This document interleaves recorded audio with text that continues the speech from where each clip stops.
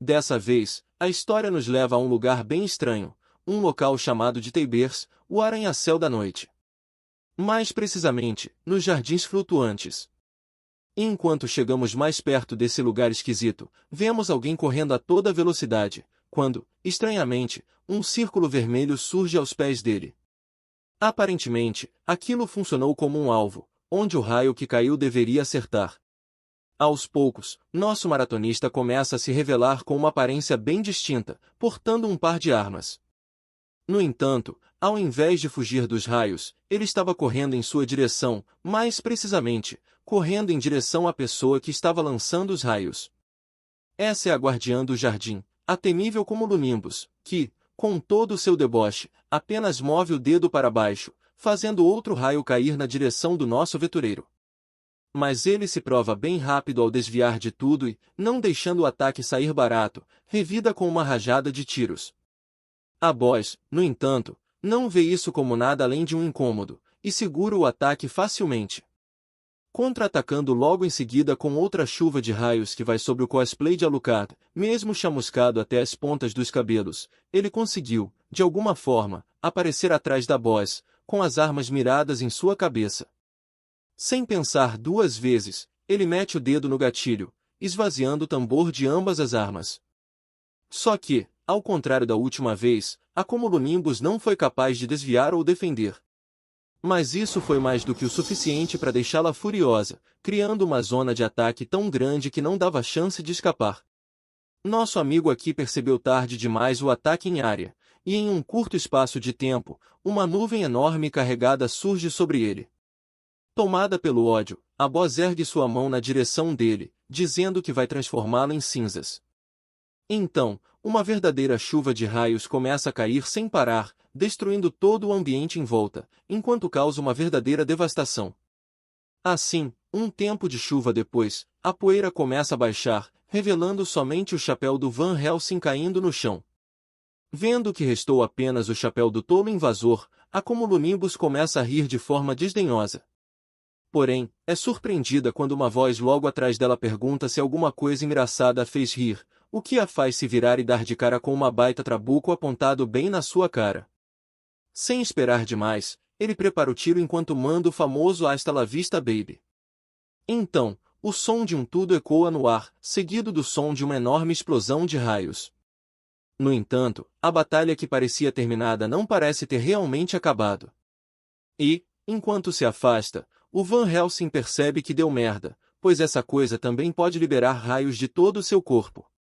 Nesse momento, alguém aparece com o chapéu que nosso amigo perdeu uns minutos atrás, se revelando ser um estranho guerreiro loiro, com um olho e braços escuros como a noite.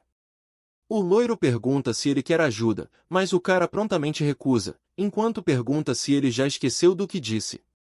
O loiro lembra que ele mandou não intervir mesmo que ele morresse.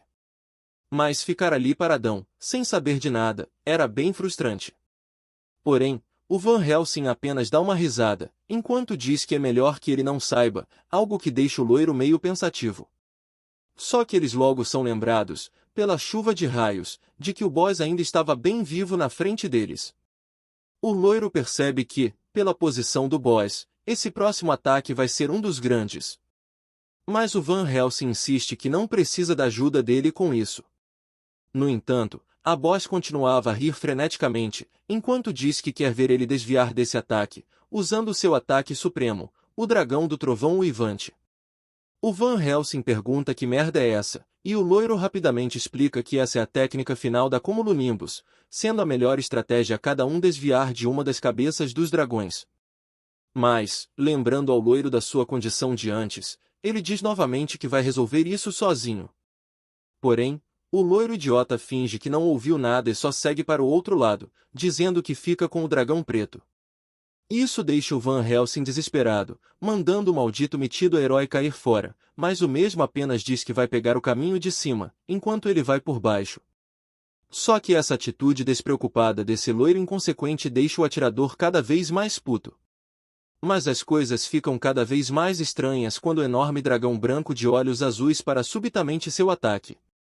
Isso não ocorreu apenas com o dragão, mas sim com todo o ambiente ao redor, tudo simplesmente parou, incluindo a voz toda poderosa que estava cheia de raiva contra eles.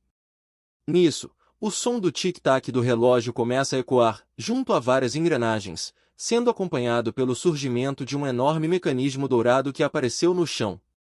E pela cara do Van Helsing, isso aí não é nada bom. Mas seu desespero é rapidamente justificado quando grilhões em forma de engrenagens douradas surgem o prendendo, fazendo-o gritar repetidamente que não pediu ajuda em momento algum, que ele não mandou aquele cara fazer nada, apontando na direção do loirinho, enquanto diz que aquele maldito fez tudo o que quis por conta própria, pedindo repetidamente para ser solto, já que aquilo nem foi culpa dele. No entanto, seus pedidos começam a ficar mais fracos à medida que algo semelhante a uma enorme boca começa a se fechar. Então, se ouve o som de algo enorme, como uma porta se fechando. Ao ouvir esse som, o Van Helsing entra em pânico total, pedindo por outra chance. Enquanto isso, o loirinho corria feito um papaléguas na direção oposta de onde estava, até que ele decide se virar para comentar que foi bom eles terem vindo juntos, pois, se não estivessem em dupla, seria perigoso. Chamando pelo nome do Van Helsing, ele logo percebe que seu camarada acabou de tomar um ultimate do boss diretamente. Ele ficou em estado de choque por um momento depois dessa cena, mas logo corre com tudo, perguntando o que ele está fazendo e mandando se apressar para se levantar. Neste momento, o Van Helsing estava lutando para manter sua pouca consciência. Enquanto sua visão fica turva, ele pensa repetidamente que não pode acabar desse jeito. Se lembrando seu parceiro Jin Sung, enquanto o chamava de maldito bastardo. Amaldiçoava aquela maldita vagabunda chamada Nemir por fazê-lo trabalhar nesse inferno. E, mesmo em seus últimos momentos, ele permanecia amaldiçoando tanto Jin Sung quanto Nemir. Mas o loirinho não entendia bem o alarde todo que esse cara fez. E é aí que a visão se torna quadriculada, como na tela de um jogo retro. De fato, nosso guerreiro loiro, Jin Sung, se mostra sendo apenas um jogador que não entendia a raiva desse cara, que descontou sua falta de habilidade nele. Somos então apresentados ao incrível jogo de luta do momento, Dungeon Fighter, também conhecido como DNF. A história desse jogo se passa em Arad, cujos aventureiros de todos esses continentes estão frequentemente arriscando suas vidas. Aqui, tem pessoas que se sacrificam por coisas como melhoria em sua habilidade ou mesmo coisas simples como dinheiro, e é claro que não podemos deixar passar aqueles que estão aqui para saciar desejos peculiares. No entanto, existem aqueles que são mais singulares do que qualquer outro. Então vemos que o Jin Sung estava sendo chamado pelo seu nick de jogo estranho, Mataku Jinsung, o que quase prova que ele é um primata. Mas, piadas à parte, nosso falecido amigo Van Helsing estava todo estiloso, pedindo ajuda do Matato Jin Sung, pois o Arad pode estar em perigo de ser destruído. E explicando melhor, as pessoas do último tomo são os caras dedicados ao roleplay, mas esse louco das palavras sem nexo tinha acabado de ser convidado para carregá-lo. No entanto, Van Helsing continua sua atuação, pedindo apenas que ele informe os tipos de ameaças que podem estar no caminho para Isis, pois a derrubará sozinho, já que nasceu com o destino de lutar uma batalha solitária até o dia de sua morte. Enquanto isso, Jin Sung, do lado de fora vendo essas falas, pensa que esse cara é mesmo dedicado ao roleplay, achando engraçado essa coisa de derrubar Isis uma luta solitária, ao invés de só falar que quer matar um boss. Nisso, Jin Sung percebe que esse cara fala como um personagem real em DNF, mas não entende o que tem de tão divertido nesse tipo de jogabilidade. Mas, ainda assim, curtiu participar disso, porque, no fim das contas, ele é alguém que vive pelo bem das visualizações. Nosso protagonista então é finalmente apresentado como Baek Jin Sung, de 29 anos, um veterano e streamer de DNF, um criador de conteúdo famoso por trazer vídeos de tutoriais sobre o jogo. E esse foi o motivo que fez ele pensar que esse cara se aproximou dele, já que geralmente ele ensina alguém aleatório durante os vídeos. Por outro lado, o chat da live parecia bem entretido com a aparição desse jogador de RP. Mas, para Jin Sung, isso só era o doce som da monetização caindo na sua conta. Nisso, um tempo se passou enquanto ele percebia que esse atirador tinha mania de falar coisas estranhas às vezes, mas achou esse tempo todo que isso era só carência de atenção ou vontade de aparecer numa live. Até que o estranho momento de mais cedo aconteceu, onde Van Helsing xingava as próximas 5 gerações da família do nosso protagonista enquanto desaparecia. Só que, estranhamente, a tela do seu PC simplesmente desligou enquanto ele tentava entender o que aconteceu. Mas nosso camarada streamer, com cérebro de minhoca, acabou puxando o fio que se enrolou no seu pé.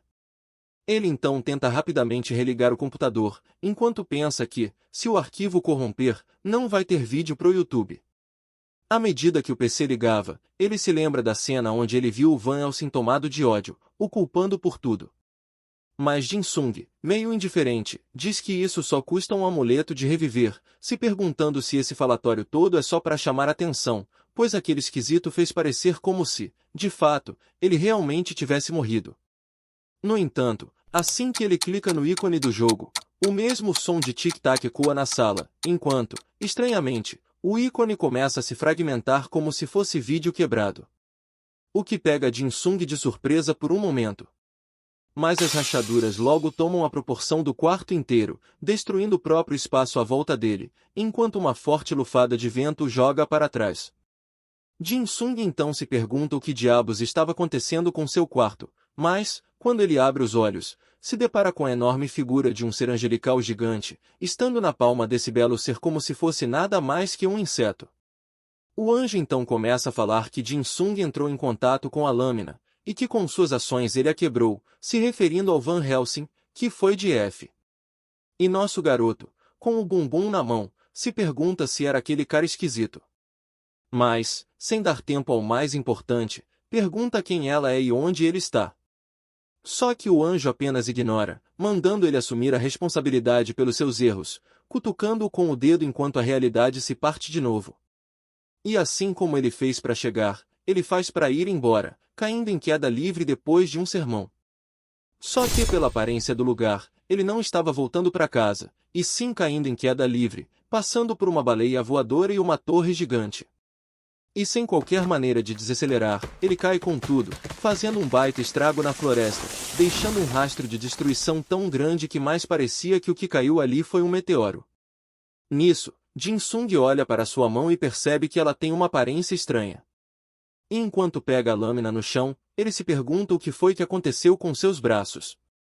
Mas isso é logo substituído quando uma enorme explosão quase o acerta em cheio. Após a explosão, as chamas intensas começam a queimar a floresta em volta. E é quando, de dentro das chamas, surgem criaturas verdes, semelhantes a goblins. E rapaz, esses caras aqui não parecem nem um pouco contentes com a cratera que o protagonista fez na terra deles. Com uma mulher envolta em chamas se pondo à frente e perguntando quem diabos ele é para destruir sua preciosa floresta, questionando se ele estava ali implorando pela morte.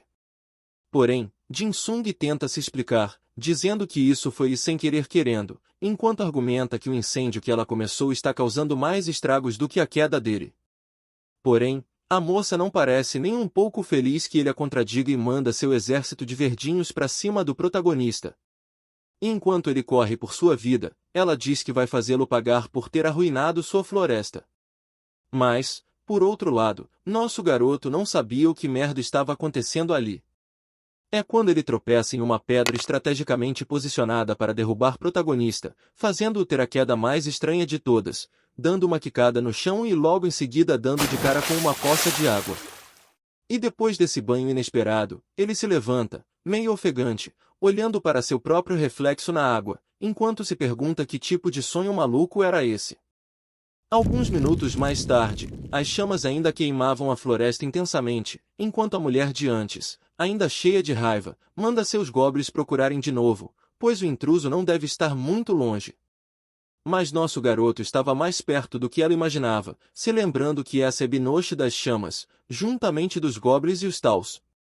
Esses são todos criaturas que podem ser encontradas no mundo de Dungeon Fighter. Então, olhando para suas mãos, ele entende o porquê de terem mudado, pois agora ele é um Cavaleiro das Trevas, uma das classes de DNF. E depois de cair do céu como um meteoro e correr de goblins furiosos, ele percebe que estava no mundo de Dungeon Fighter. Nesse momento, Jin-Sung pensa que só queria desfrutar de seu joguinho em paz, mas agora, preso nesse lugar, ele se perguntava como vai fazer para voltar ao mundo real. Só que suas perguntas vão ter que ser respondidas em outra hora, pois sons de corte e gritos de monstros são ouvidos, e logo ele avista um Taos que acabou de levar um golpe certeiro nas costas. Só que mesmo a Binoche das Chamas se assustou com tal acontecimento repentino, e Jin Sung se questiona o que seria isso. Mas lá estavam, uma garotinha fofa acompanhada por um cara chamado Cavaleiro Fantasma das Trevas. Nisso, a garota e o cara se aproximam, culpando a Binoche por essa bagunça, mas a mesma só quer saber como foi que eles chegaram até aqui. Porém, nosso garoto escondido percebe que esse cara era uma das classes de personagens de DNF, um espadachim fantasma. E, logo ao lado dele, está uma das NPC mais importantes do jogo, Seria. Nisso, Seria continua sua conversa enquanto diz que Binoche deve ter uma razão para estar aqui. Então pede que, por favor, conte para que possam ajudar. Só que essa frase Jin Sung já conhece muito bem. Era a cena do fogo na floresta, sendo esse o diálogo que dá início a uma das primeiras missões do jogo. O que significa que, se o diálogo do jogo está acontecendo, logo aquele espadachim fantasma estava fazendo uma missão, em outras palavras, ele é uma pessoa de verdade que está prestes a começar uma missão. No entanto, no breve momento em que ele desgrudou seu olhar, o espadachim fantasma sumiu, avançando com toda a velocidade enquanto usa um corte vertical que quase dividiu a Binoche ao meio. Então, e agora com um corte na cara, começa a conjurar outra magia de fogo, disparando uma linha de bolas de fogo em direção ao espadachim fantasma. Porém, o cara aqui tá se sentindo no filme do Matrix, desviando de todas as balas, pulando repentinamente logo em seguida para conseguir igualar um pouco mais a altura. Só que, ao cair, ele já estava preparado para um golpe esmagador, colocando sua lâmina voltada para baixo, usando uma baita habilidade destruidora chamada de Garfo de Cinzas, causando uma enorme explosão.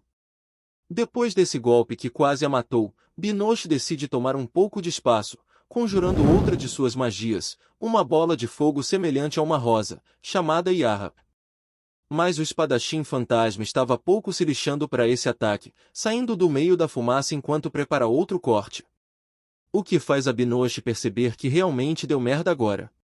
E assim, ele acerta diretamente um corte de golpe único, e quando a Binoche grita de dor, nosso garoto estava impressionado com o quão forte esse cara é.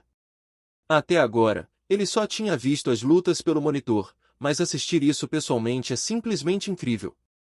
No entanto, ele olha para Binoche achando que ela acabou tendo um fim bem brutal, mas a mesma se levanta toda destrambelhada, dizendo que achou que tinha uma razão para Shauta deixá-lo para trás. No entanto, ver a Binoche quase morta soltando o diálogo do jogo enquanto cospe sangue era demais pro nosso rapaz. Mas ele decide que não é hora de ficar com nojinho, pois se esse espadachim fantasma é um jogador de verdade, ele poderia ajudá-lo. Nisso, ele começa a correr com a maior cara de desespero na direção do espadachim fantasma, pedindo para ele esperar um momentinho. Mas é então que o relógio, mais uma vez, aparece com seu tic-tac infernal para nosso protagonista, e, enquanto o diálogo da cena do jogo continuava tranquilamente, Jin Sung se encontrava amarrado por grilhões dourados.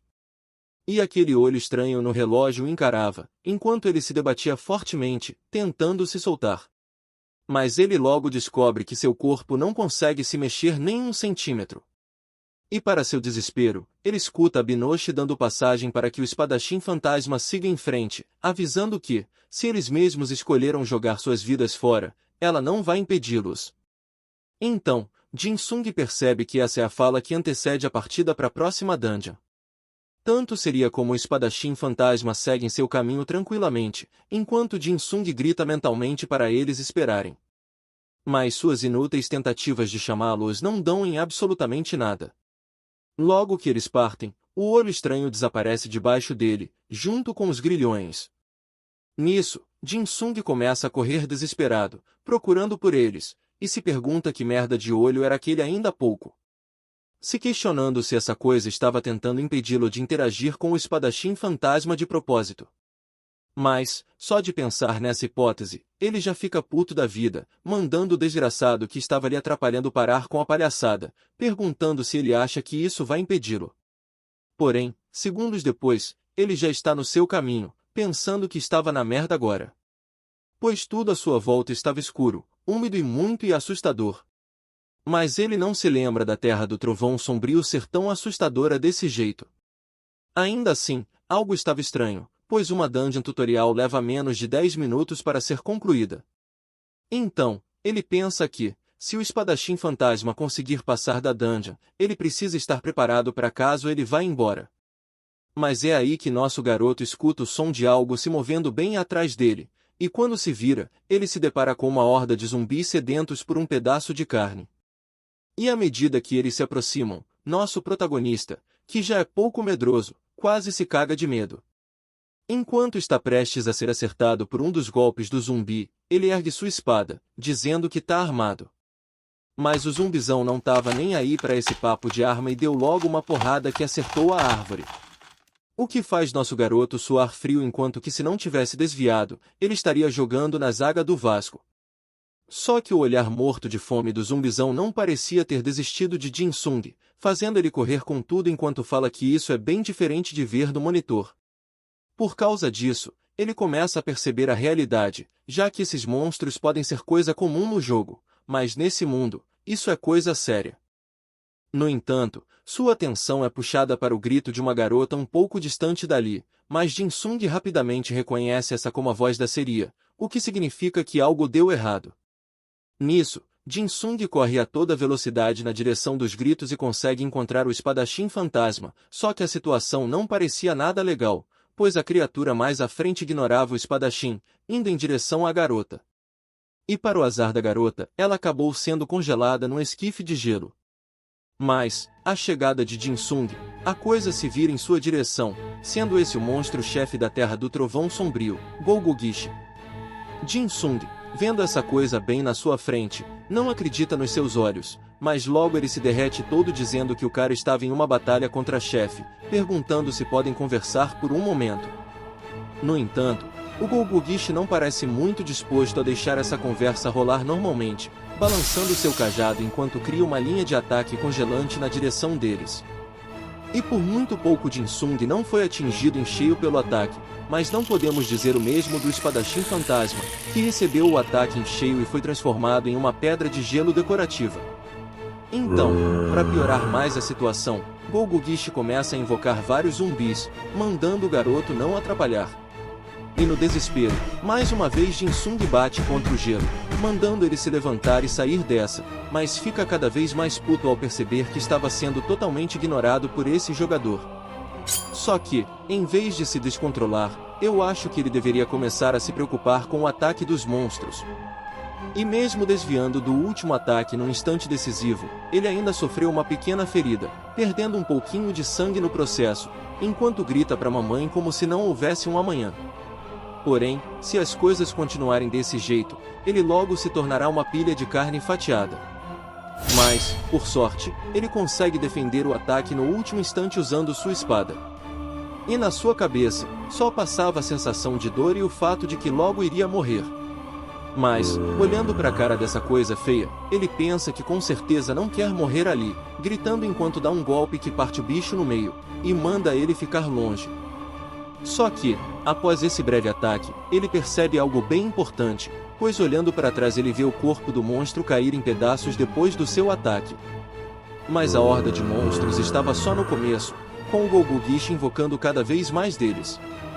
E prestes a receber um ataque combinado de várias criaturas, nosso garoto finalmente cai na real, se virando para os monstros com um olhar confiante, seguido de um ataque tão poderoso que fatiou 3 deles em um único golpe. Assim, Jin Sung percebe que todas aquelas habilidades que viu por mais de décadas estão gravadas na sua cabeça. Então, só de pensar nelas, ele conseguia performar os ataques de forma automática. E ele pensa nisso enquanto fatia cada um dos monstros usando uma sequência absurda de ataques. E na pose mais cheia de si, ele avisa ao ossudo que ele já era.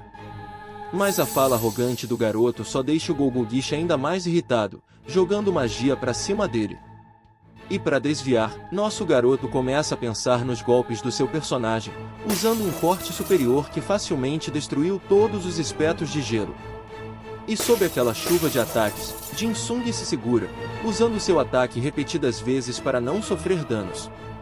Então, à medida que avança, ele começa a combinar os ataques, sendo ataque comum seguido de corte rápido e ataque comum novamente, parando bem de frente do boss, que estava prestes a receber uma bem direta na cabeça. Porém, esse bicho é mais forte do que parece, levantando um enorme pilar de gelo na direção do protagonista. Mas acho que o ataque dele foi um pouco exagerado demais. E já pensando que sua vitória estava garantida, Golgogishi começa a rir. Mas depois de um súbito clarão, Jin Sung apareceu magicamente atrás dele, preparando um ataque cabuloso que logo iria parti-lo ao meio. E pela cara do Golgogishi, ele com certeza percebeu que deu merda, mas era tarde demais para fazer qualquer coisa, e foi completamente fatiado por Jin Sung. Só que o problema aqui é que nem o boss e nem a gente sabe como Jin Sung fez isso. Então ele explica que, quando você adiciona uma habilidade em sequência, o ataque é cancelado e pula automaticamente para a animação da próxima habilidade. E caso tenha sorte, pode até mesmo saltar curtas distâncias como se fosse um teletransporte. Assim, a enorme torre de gelo se desfaz pela morte do conjurador. E em meio à chuva de flocos de neve, Jin Sung diz que esse é o sistema de combinação de habilidades, intervalo de tempo, tomando uma pose muito foda enquanto diz que essa é a técnica básica usada na classe de Cavaleiro das Trevas. Depois dessa sequência assustadora de golpes, a criatura ainda se erguia do chão com gemidos estranhos, e depois de muito contorcionismo, ele se regenera e parte para cima, enquanto grita que precisa restaurar o círculo mágico. Mas o que ele escuta é só o som de uma espada sendo cravada na sua cabeça, e Jin Sung, com uma cara de nojo, continua a golpeá-lo enquanto se pergunta por que esses malditos Golgogishi são tão irritantes e resistentes.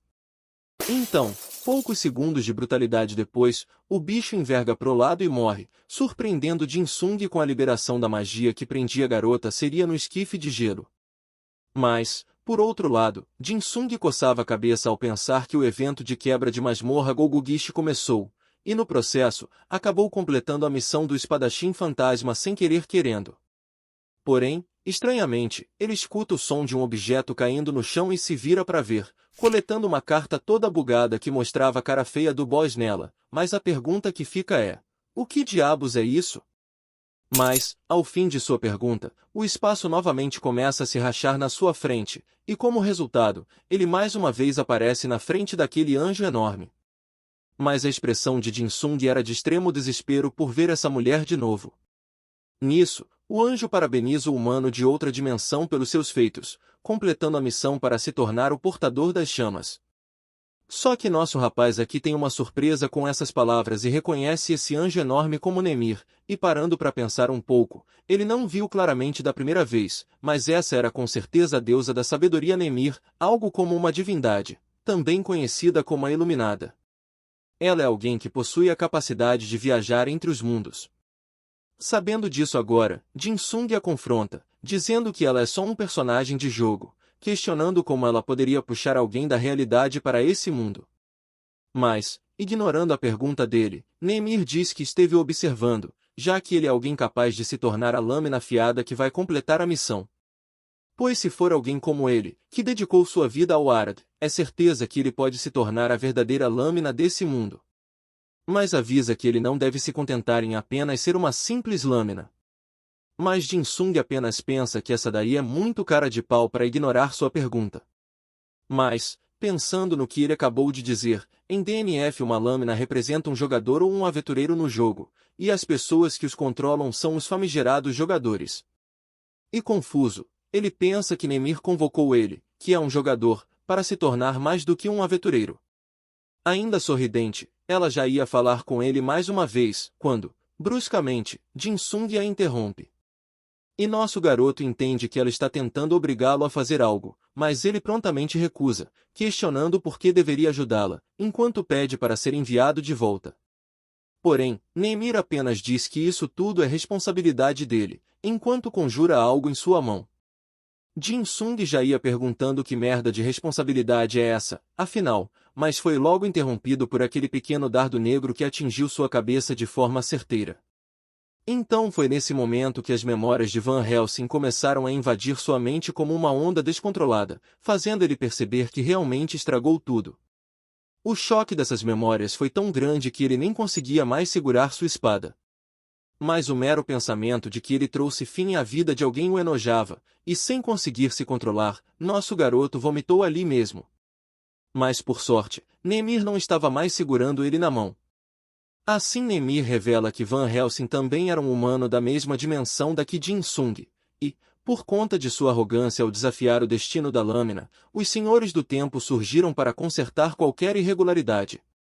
E de forma bem direta, ela fala que isso é tudo culpa de Jin Sung. Ele logo vai juntando as peças, pois, se o cara também era um humano de outro mundo como ele, então significa que, naquele momento, ele o matou mesmo.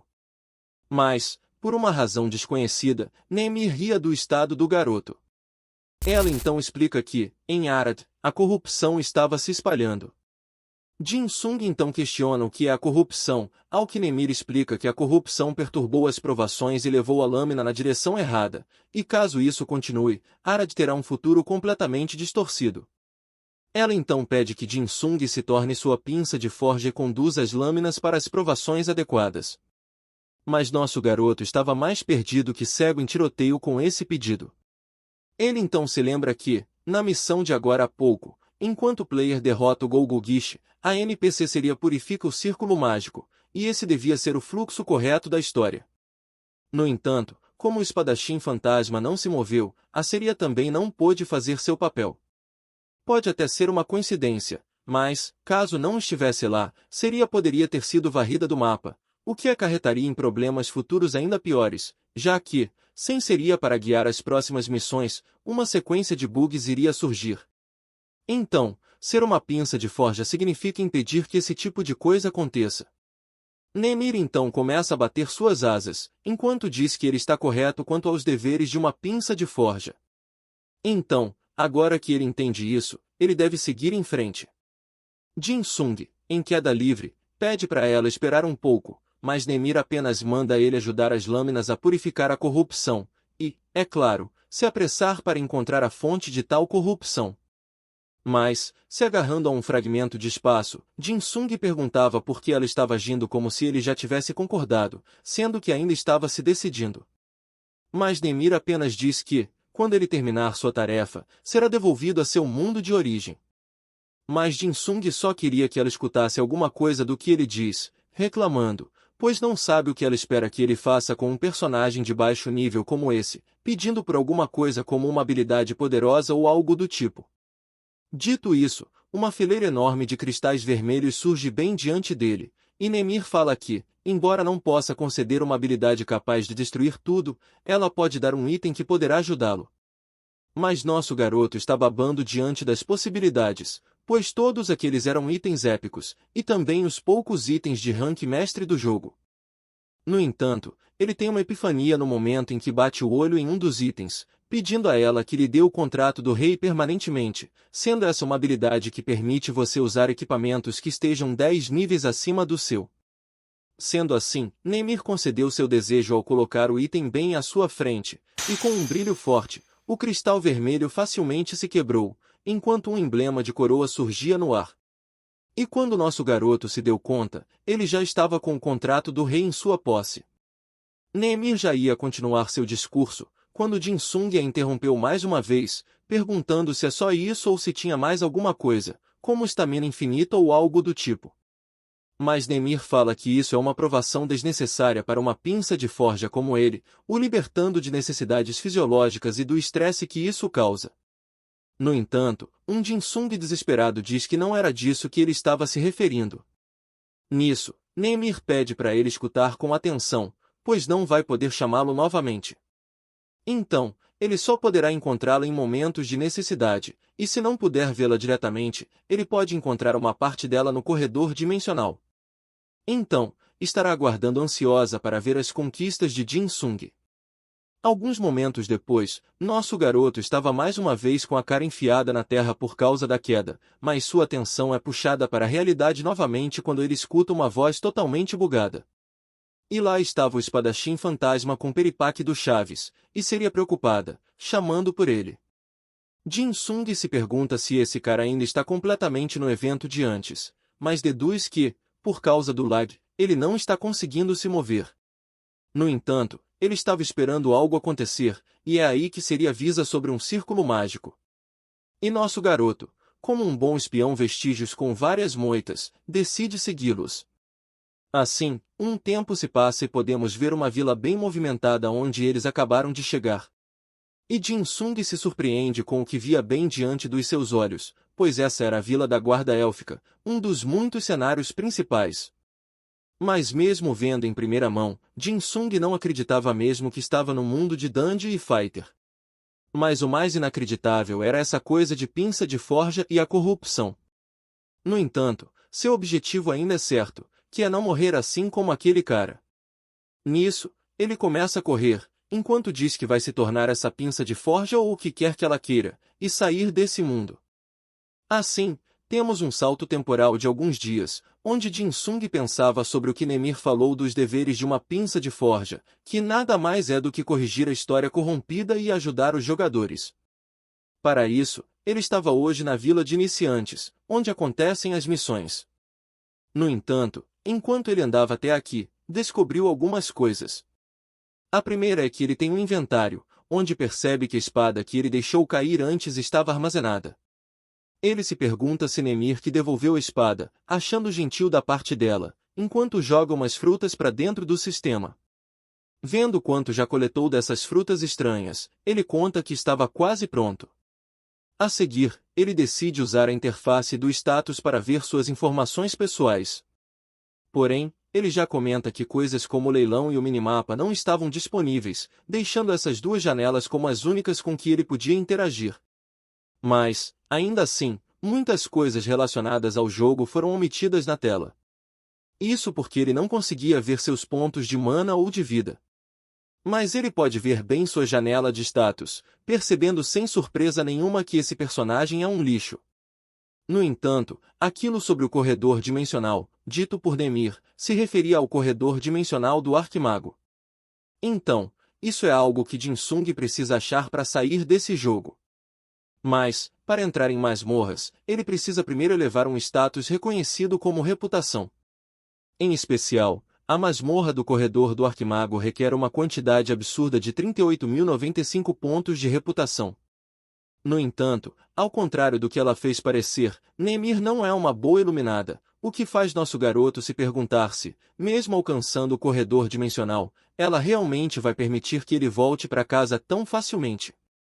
Mas com essa cara aqui, eu duvido muito que ele vai sequer chegar no corredor de sei lá o que. Nisso, somos levados até outra localidade, onde Jin Sung está descansando depois dessa caminhada maluca, e decide testar outra coisa. Percebe que ele, de fato, não sente fome e também não se sentia satisfeito mesmo comendo. E já falando dela, Jin Sung pensa que, se ele ajudar ela a destruir os bugs, fará Arad chegar ao fim de novo. No entanto, no jogo verdadeiro, o objetivo de Nemir é reviver o Deus da criação e recriar esse mundo. Em outras palavras, ela simplesmente quer usar o Made in Heaven. Mas isso significa que ajudar Nemir traria apenas a destruição de Arad como é agora. E com tanta coisa na cabeça, nosso garoto ainda ponderava sobre o que de fato deveria fazer. Mas, enquanto joga o resto da fruta no fogo, ele permite que está cagando para esse lugar, querendo apenas voltar para casa de uma vez. Então, com essa mentalidade, ele decide garantir que vai sobreviver. E para isso, ele precisa estar em um lugar conhecido como Endon Miri. Jin Sung já explica que essa é a capital do Ducado Belle Mary. Mas, com essa fila, ele só chegaria dentro da cidade ao anoitecer, comentando que, se fosse no jogão, ele não demoraria nem 10 segundos. Só que, para surpresa de Jin Sung, ele foi barrado bem na entrada, com 2 guardas o encarando com suspeitas. E nosso garoto, sem saber o que fazer, apenas ficou ali com sua cara de bunda, o que, claramente acarretou nele sendo chutado para fora da fila com muito carinho pelos guardas. É então que nosso cabeça de vento aqui se lembra que existe uma taxa de entrada, que ele acabou se esquecendo. Mas alguém chamava por ele, perguntando se o jovem estava com problemas para pagar a taxa de entrada para Endon Miri. E Jin Sung se surpreende ao encontrar outro dos NPC do jogo, o ferreiro Linus. Mas, ao chamá-lo pelo nome tão de repente, faz Linus se perguntar se já se conheciam. Mas Jin-Sung pensa que com certeza o conhece, se lembrando que, na história do jogo, é o próprio Linus que aparece para dar a taxa de entrada para o jogador. E de maneira animada, Jin-Sung pergunta se Linus não podia arrumar uma grana para a taxa de entrada. Mas o mesmo pergunta por que deveria fazer isso. Quebrando totalmente o que Jin-Sung esperava, pois Linus pergunta de forma indiferente por que deveria dar dinheiro a um andarilho. Mas é aí que Jin-Sung se lembra que o dinheiro que o jogador ganha é uma recompensa por ter salvado a Seria. Então, ele já pensa no que fazer para convencer o velho Linus a emprestar uma grana, começando a atuar com uma performance digna de artista da Globo. E enquanto chora feito uma criança, ele conta que tem um amigo que está sofrendo da síndrome do braço fantasma, mas seus sintomas pioraram e nem o remédio está adiantando. Em busca de uma resposta, ele ouviu falar que tem um alquimista em Endomiri que poderia ajudá-lo. Então, ele cai de joelhos, dizendo que não sabia da taxa de entrada, mas que, caso não faça nada, seu amigo vai ser consumido pela doença do braço fantasma. Por um momento, Linus ouvia essa baboseira com bastante atenção, enquanto ponderava. Mas a demora dele para responder deixou Jin-Sung ainda mais nervoso, achando que sua tática de apelar para as emoções dele falhou. No entanto, ele escuta algumas gotas caindo no chão bem à sua frente, e decide ver o que é, só para descobrir que Linus estava chorando, comovido com sua história. Ele já ia chamando por Linus, quando mesmo se afasta, dizendo que caiu uma poeira nos seus olhos. E enquanto larga uma caixa de dinheiro, ele insinua que não saberia o que faria se alguém a pegasse e levasse embora. E enquanto se vira para Jin-Sung, deseja que o garoto consiga salvar seu amigo. Alguns minutos depois, Jin-Sung novamente estava esperando sua vez na fila do portão, surpreso por até mesmo ter ganhado um perfil oficial junto de sua licença. Mas ele não podia deixar de se sentir culpado por usar o trauma de alguém para tirar vantagem. No entanto, a culpa passa instantaneamente quando ele lembra que Linus é só mais um NPC do jogo, dizendo para si mesmo que não deve ser sugado para dentro desse jogo. Então, depois de muitas reviravoltas e mentiras, nosso garoto finalmente consegue entrar na cidade de Endomiri. E olhando da perspectiva de um personagem, a cidade era bem mais magnífica do que ele se lembrava. Nisso, ele corre todo sorridente, enquanto anda pela movimentada cidade, cheia de jogadores. E, enquanto perambulava por aí, ele escuta uma garota dizendo que apenas aquelas que se desafiam podem sair vitoriosas. Essa bela NPC de cabelos laranja é conhecida como Shogun. A garota, então, pergunta se ele a conhecia, ao que Jin-Sung diz que ela é a campeã do torneio. Shogun, toda animada, conta que o protagonista parece bem forte e já sugere que lutem no 1 contra 1, o que deixa Jin-Sung um pouco mais animado do que deveria. No entanto, ele é interrompido de seus pensamentos sujos quando o som de risadas ecoa atrás dele. É então que um grupo de aventureiros aparece atrás dele, rindo, enquanto pergunta se ele é um maluco por falar sozinho. Mas foi só depois de ouvir os comentários maldosos que ele se lembrou que as coisas que ele fala sempre aparecem no chat. Então, ele começa a correr, completamente envergonhado, enquanto deixa a linda Shogun para trás, sem entender nada. Se lembrando no caminho, que o Van Helsing também tinha o mesmo problema com essa coisa do chat, se perguntando por que não pensou nisso antes. Mas, à medida que ele andava e conversava, as risadas do pessoal só aumentavam. Ele grita mentalmente para eles pararem de rir. Algum tempo de correria depois, ele para abruptamente, enquanto diz que espera que ninguém o tenha seguido, contando que vai precisar parar de falar sozinho daqui para frente. Mas, para sua sorte, ele acabou encontrando um lugar bem interessante, a Taverna da Luz da Lua. Jin-Sung, por um momento, se pergunta como se esqueceu desse lugar, mas se recorda muito bem que vinha aqui com frequência no início do jogo, quando estava fazendo o Castelo do Céu. Mas parando para pensar melhor, ele se lembra que, nesse lugar, tem vários jogadores na missão do Castelo do Céu, sendo um bom lugar para obter informações e saber dos rumores que estão rolando. Ele rapidamente entra dentro do estabelecimento e dá de cara com uma cena digna de um filme ruim de faroeste, onde todos ali encaram o forasteiro com aquelas caras amarradas, o que fez nosso garoto se perguntar seriamente se não deveria dar o fora desse lugar. No entanto, a elfa se antecipa ao dar as boas-vindas para ele, assustando nosso garoto, enquanto pergunta se ele precisa de ajuda com alguma coisa. Mas, neste momento, Jin-sung dá uma de gato de botas e pede um copo de leite, bugando completamente a cabeça da atendente. Mas ele logo se aproxima de maneira suspeita, enquanto pergunta se ela poderia dar alguma informação de algo suspeito acontecendo na taverna. Mas a atendente diz que a única coisa suspeita nesse lugar é ele mesmo. Mas ela para pensar em algo por um momento e se lembra de uma coisa, jogando uma caixa sobre a mesa, que brilhava intensamente, enquanto a atendente diz que ele deveria ter sido mais direto. Jin-sung até diz que não era bem disso que ele se referia, mas vai logo perguntando quanto custa. Só que sua negociação é rapidamente interrompida pela chegada de Seria, que se apresenta para a dona da taverna Luz da Lua. No entanto, nosso garoto curioso sabe que essa é uma fala da missão do Castelo do Céu, o que significa que essa garota ao lado dele é aventureira fazendo a missão, uma usuária da classe Grappler. Mas, é quando alguém bem irritada chama a aventureira para colocar logo o pé na estrada, que uma outra mulher entra na taverna dizendo que é por isso que odeia novatos, sempre fazendo perguntas e nunca mostrando o serviço. Mas uma garota loira lá fora diz a Rosinha que ela estava se achando a sabe-tudo novamente, e manda ela lembrar das ordens do capitão para ser um pouco mais respeitosa. Mas Jin-sung não acreditava que esses caras foram aparecer justo agora, pois não fazia sentido que a Ordem dos Cavaleiros Lobo de Ferro estivesse aqui. Obrigado a todos que assistiram o vídeo até aqui, não se esqueça de se inscrever e ativar as notificações para não perder a continuação, e para o pessoal que quiserem apoiar ainda mais o canal, temos agora a área de membros. E para aqueles que se tornarem membros terão seus nomes aparecendo aqui no final do vídeo, além de ganhar um cargo especial no Discord, lembrando é claro de deixarem seu nick no Discord aqui nos comentários.